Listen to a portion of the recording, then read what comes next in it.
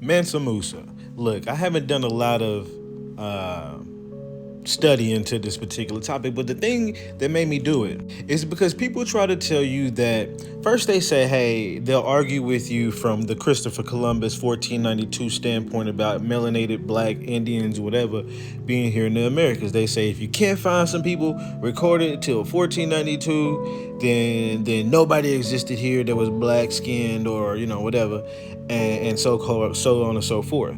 But then they'll say, if once you've proven past that when you look at these books, like when Christopher Columbus went to San Domingo in Trinidad, and he said that the inhabitants were black and darkly colored, and until he arrived amongst people of such complexions, it was not probable that you find these articles in abundance. He was like, places like precious drugs, stones, drugs, and spices were chiefly found in the regions about the equator, where the inhabitants are black. Okay, and even down here, Hispaniola has spoken of black men who had once come in the island on the south. Or you could pull up things like the voyage of Juan Verrazani in like 1523. Down here, the complexion of these people is black, not much different from that of the Ethiopians. Their hair is black and thick and not very long. Same book, Verrazani, not Giovanni de Verrazzano. This is Juan Verrazani. He has a person or a sailor that goes in here and he says, then leaving him that he might feel more secure, they withdrew to a little hill, from which they watched him until he was safe in the boat. The young man, talking about the one that just got in that boat, remarked that these people that were just helping him out were black, like the others, that they had shining skins, middle stature, and sharper faces. Or you can go with Verrazzano, Giovanni de Verrazzano, and down here it talks about how the people whom they saw on the first landing and who are stated to have been, for the most part, that word, and described as being black in color and not much different from the Ethiopians.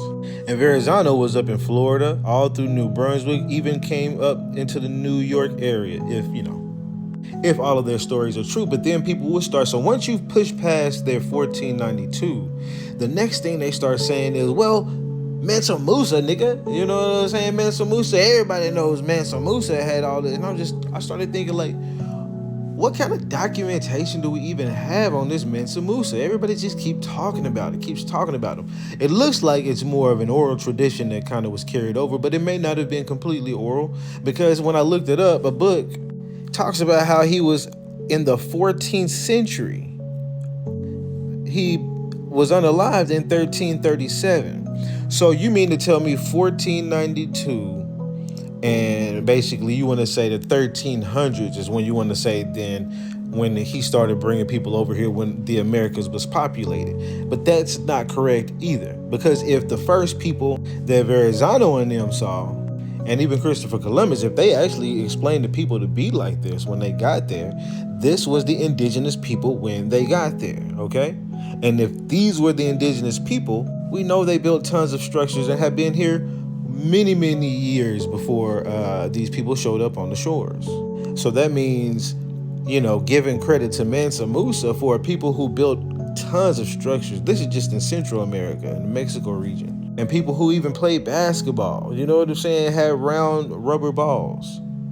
But I'm going to show you some stuff here in America. But like, if we're going to give credit to Mansa Musa, then we're saying that nobody was on the North American and South American shores at all until the 1300s, which then within that time they built up all this stuff.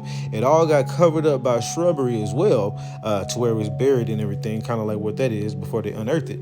And then all of a sudden people started showing up in 1492 like, oh, here's some people, you know what I'm saying? And they forgot what they did 100 years ago. That doesn't make any kind of sense, because we know these things are dated to longer than that. And people will say, oh, these ain't the same people, nigga. Okay, well, let me show you this. Confronted with the question of who built these earthen structures, later inhabitants of North America didn't accept that these finds were the work of ancestral Indians. The finds indicated a more sophisticated culture had once thrived there. Not only did the current lifestyle of the Indians seem unrelated, but the Indians themselves, when asked who was responsible for the mounds, didn't have an answer.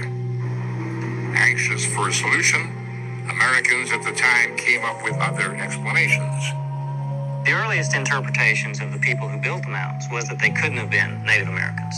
They had to have been constructed by someone coming in from somewhere else, whether they were lost Welsh tribes or lost children of Israel or Maya from South America or